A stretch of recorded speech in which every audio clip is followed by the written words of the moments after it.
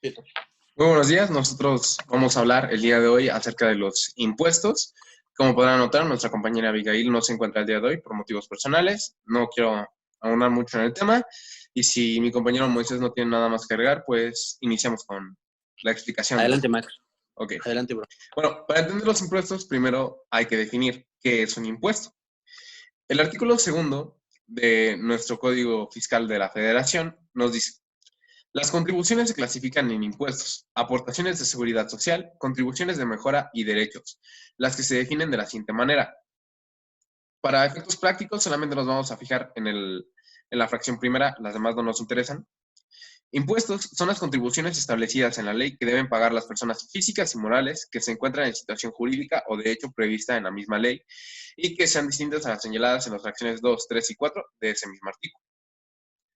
Para Luigi Cosa, nos dice que el impuesto es una parte proporcional a la riqueza de los particulares, deducido por la autoridad pública, a fin de proveer a aquella parte de los gastos útiles generales que no cubren las rentas patrimoniales. ¿Esto qué quiere decir? Que el impuesto es proporcional a la riqueza, primero que nada. Esto quiere decir que entre más tienes, más pagas impuestos. Segundo, lo pagan los particulares a la autoridad pública, se entiende bien, a fin de proveer a aquella gastos útiles generales que no cubren las rentas patrimoniales. ¿Esto qué quiere decir? Que con la contribución de todas las personas se va a lograr pavimentar la calle, poner iluminación, ya que yo solo pagando mis impuestos nunca podría iluminar una calle completa.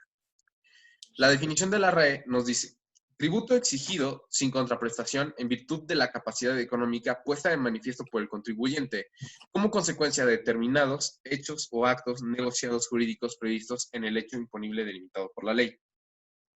Esta definición es errónea para nuestro sistema jurídico mexicano. ¿Por qué? Porque primero usa la palabra tributo. Nuestro sistema jurídico no acepta la palabra tributo, ya que tributo es de las monarquías. Nosotros damos contribuciones al gasto público, no le damos tributos a un rey que por herencia es dueño de las tierras y nos está dando chance de vivir en su territorio. No, nosotros damos contribuciones al Estado. Desde ahí está mal la definición de la RAE. Después nos dice que es una contraprestación en virtud de la capacidad económica de manifiesto del contribuyente como consecuencia de determinados de la ley. Dice que es una contraprestación, pero nosotros no vamos a recibir nada en la definición de la RAE. Eso está mal, porque si bien yo por pagar mis impuestos no me van a dar un auto último modelo, no, pero lo van a unir a la bolsa, bueno, al presupuesto mexicano y con eso van a iluminar calles. Tal vez ni siquiera vaya a ser mi calle la que vayan a iluminar con mis impuestos, pero sí hay una contraprestación que estoy recibiendo y que está recibiendo la sociedad al pagar sus impuestos, sus contribuciones, no tributos. Eso es lo más importante a remarcar. Ahora debemos entender qué son los impuestos reales y los personales. Los impuestos reales son aquellos que recaen sobre la cosa objeto del gravamen. Hay que tener en cuenta la situación de la persona que es dueña de ella y los impuestos tienen el carácter de hacer a las personas sujetos pasivos. ¿Esto qué quiere decir? Quiere decir que si en la Ley de Ingresos 2021 nuestro presidente decide y la Cámara de Diputados deciden grabar, ahora cualquier persona que compre un celular de más de 8,000 pesos va a tener que pagar un 10% de contribución. Esto es importante, ¿por qué? Porque no están diciendo que ciertas personas en específico, no. Están grabando una cosa en específico y todos aquellos que la consuman o que la adquieran, lo que va a pasar es que ellos van a tener que pagar un impuesto, una contribución. Mientras que para los impuestos reales, bueno, perdón, personales, no van a ser para una persona en específico. Eso hay que entenderlo. ¿Por qué? Porque las leyes son generales y abstractas. Es Sería correcto. violatorio de cualquier innumerable número de reglamentos y de leyes que ya existen y tratados de derechos Aparte, humanos. Max, Ajá. sería una forma que acotaría a un grupo solo determinado este supuesto y no que sea de forma general y abstracta, como dice que es la ley. ¿No te parece? Ajá, sí, efectivamente. Es a un grupo en específico, no a una persona, y en este caso se va a la generalidad de la ley, pero en Que contra de se ciertas coloque personas en el hecho generador o en la en un hipótesis supuesto. que En establece la este norma. caso, supongamos que Igual, 2021, Ley de Ingresos dice que las personas rubias y de ojo azul van a tener que pagar un 10% por cualquier celular que ellos compren. Esto quiere decir que las personas rubias y de ojo azul van a tener que pagar su contribución. Nosotros los morenos no vamos a tener que pagar eso. Eso es un impuesto personal. Es correcto. Ahora, los impuestos directos e indirectos. Los impuestos directos son aquellos que gravan el ingreso del capital de la persona. ¿Esto qué quiere decir? Un ejemplo en nuestro sistema jurídico es el ISR. ¿Por qué? Porque va a gravar una riqueza que tiene ya una persona o que está generando una persona. O, por ejemplo, de nuevo en la ley de ingresos, va a ver que una persona, todas las personas de su salario se le va a recortar el 20% y se le va a llamar impuesto a las personas que trabajan. Esto va a ser un impuesto directo, ya que va a ser a un hecho generador de riqueza. En cambio, para los indirectos, tenemos que entender que se grabará principalmente el consumo y la forma en la que lo pagaremos sería al obtener un bien o un servicio. El ejemplo más claro, bueno, más novedoso para nuestro sistema jurídico, va a ser las plataformas de Netflix, Uber y demás, que ahora tienen que pagar precisamente por prestar sus servicios y toda aquella persona que los obtiene tiene que pagar un impuesto, si mal no me equivoco, del 15%. Ahora mi compañero Moisés nos va a explicar con unas tesis muy interesantes acerca de los impuestos. Sí, he encontrado algunos pronunciamientos de la Corte y de los tribunales colegiados en los que establecen que diferentes criterios en relación a los impuestos. Ficción legal, el rubro de esta tesis me parece interesante, dice, es ficción legal para evitar la ilusión o evasión en materia tributaria. Es un tema que más adelante mi compañero Maximiliano Maximino nos va a poder ayudar a esclarecer y a entender. Pero dice, las ficciones legales son en esencia un instrumento de técnica legislativa que se inserta en la norma y son capaces de crear realidades, en el sentido que hacen entender ciertas situaciones conforme a su naturaleza, distinta a que los que responden normalmente. La construcción jurídica de una norma de valoración a través de una ficción se limita a fijar un criterio que pondera un elemento o un hecho que puede ser objeto de esa presunción o creación de un derecho y que por ello la única valoración que quepa asignarle sea la establecida en la propia norma jurídica y por lo tanto tiene como objeto establecer la base imponible del impuesto. Por tanto, las ficciones legales en materia tributaria para evitar la ilusión e evasión o que en política pública el legislador implemente tiene una presunción de legalidad que solo se desvirtúa cuando se demuestra afectación al núcleo esencial de los derechos fundamentales, sin que el contribuyente pueda demostrar que las operaciones y mecanismos fiscales que utilizó hayan o no originado cierta práctica que impliquen un supuesto de evasión o ilusión fiscal, ni cuál fue su verdadera intención. Esta tesis que acabo de mencionar creo que se entenderá de mejor manera con la siguiente que encontré, que dice, décima época, es una tesis aislada en materia administrativa y igual de un tribunal colegiado, y dice, presunciones en materia tributaria y su mecánica y propósito. Las presunciones en materia tributaria forman parte de una de las medidas o alternativas para luchar contra la ilusión fiscal, el fraude y el lavado de dinero. Su mecánica consiste en relevar de dispensar de prueba a cierto sujeto y trasladarlo a otro diverso, que, de no satisfacer esa carga procesal, la presunción surte plenamente sus efectos de imputación. En ese contexto, la realidad y la sustancia económica son los elementos determinantes para considerar tributariamente gravables o deducibles determinados acontecimientos. De ahí que las presunciones buscan evitar las prácticas abusivas y los comportamientos consistentes en crear montajes artificiales carentes de realidad económica con el solo propósito de obtener beneficios indebidos. Será esta tesis muy relevante cuando analicemos un poco más adelante la evasión y elusión, que son algunos métodos que utilizan las personas físicas y morales para evitar el pago de un impuesto. Bueno, hay que entender primero la evasión fiscal. Bueno, para entender estas tesis hay que entender a la evasión fiscal. Bueno, La evasión fiscal o la evasión de impuestos es conocida también como fraude fiscal. Es la actividad ilícita. Hay que entender que es ilícito en que incurren las personas o empresas al ocultar bienes o ingresos a las autoridades tributarias. Mi compañero Moisés dijo una palabra muy interesante que no estoy seguro si la hayan escuchado antes, que es la elusión. Pero, ¿qué es la elusión? La elusión es una conducta que se realiza con el fin de evitar total o parcialmente un pago fiscal de las actividades económicas realizadas por los sujetos pasivos, en este caso, nosotros los gobernados. Pero entonces, si se parece tanto a la definición de evasión a la de elusión fiscal, ¿cuál es la diferencia? Bueno, la diferencia está en que la elusión nos la va a marcar el propio Código Fiscal. El Código Fiscal no nos va a decir elusiones fiscales. Para evitar pagar este impuesto tienes que hacer esto y esto y esto y No, esto no. y esto y esto. No.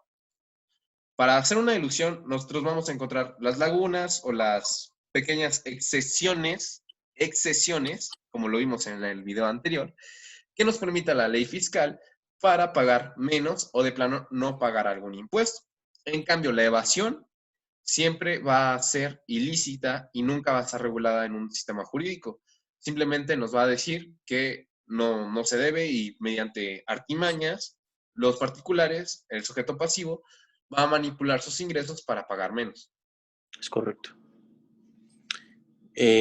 Solamente para complementar lo que estabas mencionando, Max, es como menciona la tesis, dice, trata de evitar la presunción, las prácticas abusivas y los comportamientos consistentes en crear montajes artificiales carentes de realidad económica, lo que muchísimas sociedades y muchísimas personas morales, sociedades realizan en su declaración anual, presentándole al fisco algo que parece real y conforme al derecho, Sí, sí, sí. pero no ¿Sabes termina de con qué ser se entiende muy totalmente bien? cierto. Con la traslación. Tenías una tesis muy Correcto. buena sobre traslación. Permíteme, en un momento la leo. Dice, es más bien sobre la incidencia.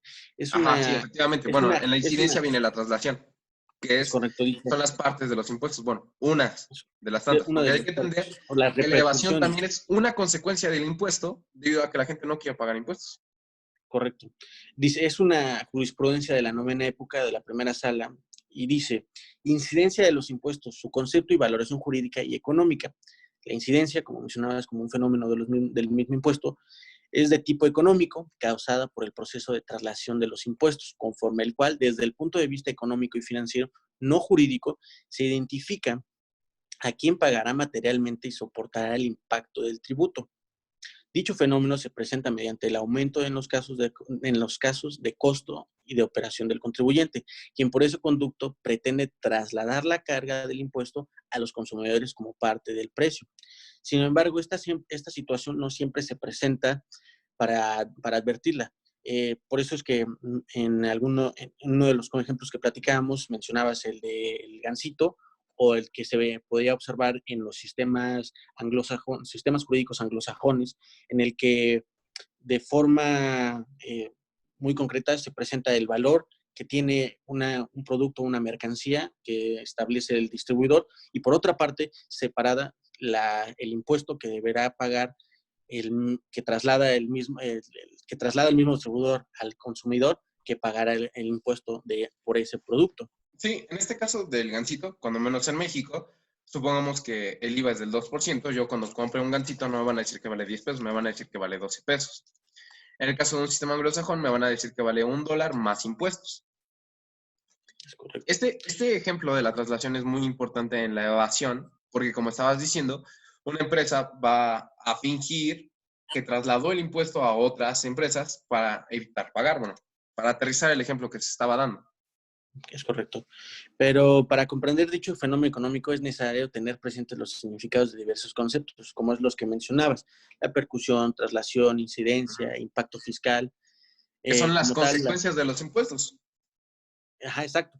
Que nada más por mencionarlos, porque lo hace de manera perfecta la Corte, dice, la percusión identifica el momento y la persona quien, por disposición de la ley, debe pagar la contribución e ingresarla a la hacienda pública.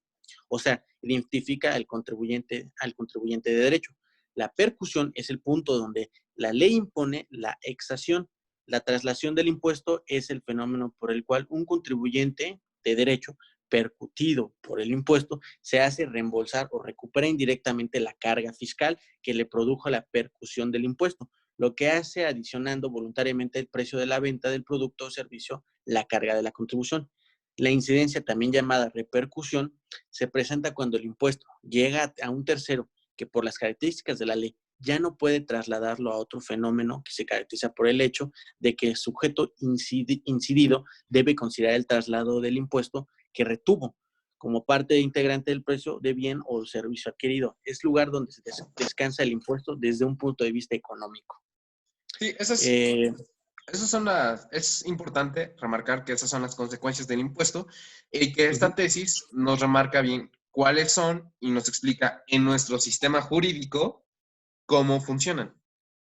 Sí, dice, nada más por terminar esa jurisprudencia, dice, no debe de confundirse el impacto fiscal con la identificación de quién materialmente desembolsó el pago efectivamente del impuesto desde el punto de vista económico. Incidencia, retomando lo que decía, pues conforme a este concepto, solo será causante de la contribución la persona sobre quien recaiga la obligación jurídica normativa, lo que mencionabas anteriormente al principio del video. De tributación impuesta por la ley, es la que, en el hecho generador que señala la ley, más que se establece en la ley, a quién podrá ser, de dónde surge la obligación de pagar el impuesto. La problemática económica sobre quién es la persona que eventual y casuísticamente pagará el impuesto con afectación patrimonial directa en cada operación concreta en los tributos con incidencia no es un problema analizable jurídicamente, sino por las finanzas y la economía. Sí, hay que entender que en este caso la traslación del impuesto, como es el ejemplo del Gansito, atiende a motivos económicos. Es correcto. Me parece, tengo una tesis de la 10ª época en materia administrativa igual que me pareció muy importante mencionarla. Dice, Servicio de Administración Tributaria, sus características como órgano regulador del sistema financiero del Estado. Dice, el Servicio de Administración Tributaria es un órgano desconcentrado de la Secretaría de Hacienda y Crédito Público, que forma parte del conjunto de órganos regulados del sistema financiero. Lo anterior, por conformar su artículo 3 de la ley, goza de autonomía de gestión y de gestión presupuestal, consecuencia por su objeto. Destaca la contenida en el artículo 7, la fracción 13ª, dice, del mismo ordenamiento relativa a proponer la política administrativa tributaria y aduanera, así como ejecutar las acciones para su aplicación, entendiéndose por aquella el conjunto de acciones dirigidas a recaudar eficientemente las contribuciones federales y los aprovechamientos que la legislación fiscal establece, así como combatir la evasión y la elusión fiscal, ampliar la base de contribuyentes y facilitar el cumplimiento voluntario de las obligaciones de estos. Como lo menciona esta misma tesis, va totalmente a señalar lo que establezca, lo que dices, como decías tú, en el artículo 2 del Código Fiscal de la Federación, las categorías o clasificaciones de las contribuciones, como lo desglosa el artículo. Como tal, dice que es la Ley de Impuestos sobre la Renta que dota al Servicio de Administración Tributaria las facultades discrecionales, que es su especialidad técnica e independencia de gestión para emitir las disposiciones administrativas de carácter general exclusivas para el cumplimiento de su objeto, la cual constituye una función regulatoria claramente diferenciable de las legislativas otorgadas por el Congreso de la Unión en el artículo 73 y las reglamentarias conferidas en el Ejecutivo por el artículo 89, fracción primera, ambos de la Constitución de los Estados Unidos Mexicanos. ¿Quisieras agregar algo, Max? No, la verdad creo que queda bastante claro. ¿No te parece? Sí. ¿Quieres avanzar para retomar la primera tesis que hablaba acerca de la ficción Sí, legal y acerca de evitar la... la ilusión y la evasión, si quieres le podemos dar un pequeño repaso nuevamente. Creo que ya había quedado claro, pero si consideras que es necesario hacer de nuevo la Claro. diferencia entre evasión y elusión, claro que podemos darle Sí. un pequeño repaso. Bueno, debemos entender nuevamente la definición de evasión. Evasión fiscal o evasión de impuestos, también conocida como fraude fiscal, es la actividad ilícita. La evasión siempre es ilícita, en la que incurren las personas o las empresas cuando ocultan bienes, hacen facturas falsas, modifican sus ingresos, a las autoridades tributarias sobrevaloran los conceptos deducibles y de esta manera tratar o en este caso omitir el pago de impuestos por procedimientos legales o Correcto. mediante artimañas fuera de la misma ley. Hay que entender también qué es la elusión. La elusión es una conducta que se realiza con el fin de evitar total o parcialmente conductas de carácter fiscal de las actividades económicas realizadas por los sujetos pasivos. ¿Esto qué quiere decir? ¿Cuál es la diferencia entre una y otra? Bueno, la evasión no está regulada nunca por un código fiscal. La elusión sí. Claro, un código fiscal no te va a decir, para seguir una elusión correcta, primero debes de pagar tus impuestos de esta manera, luego decir que tienes una asociación, no. La misma ley te va a dar prerrogativas y exenciones. Hay que entender esta palabra. Como lo vimos en el video pasado, son exenciones actualmente. La ley marca exenciones para pagar menos impuestos, ya que la condonación está prohibida por el artículo 28 en su más nueva reforma. Esa es la diferencia entre una y otra. La elusión va con las exenciones fiscales que nos va a marcar el propio código y la evasión es completamente ilegal. Bueno, correcto, Max. ¿Algo más que quieras agregar? Me parece que con las interpretaciones de la Corte y de los colegiados deja de forma clara algunos de los conceptos y elementos que contiene el impuesto. No sé si tú quieras agregar De algo igual más. manera, si alguien que nos está viendo ahora tiene alguna duda o no le quedó claro algún concepto, claro que nos puede dejar aquí su duda y nosotros se lo podemos explicar en otro video o en el mismo comentario, con gusto. Explicaremos Perfecto. su duda. Bueno, Perfecto. sin más, pues que tengan una bonita tarde.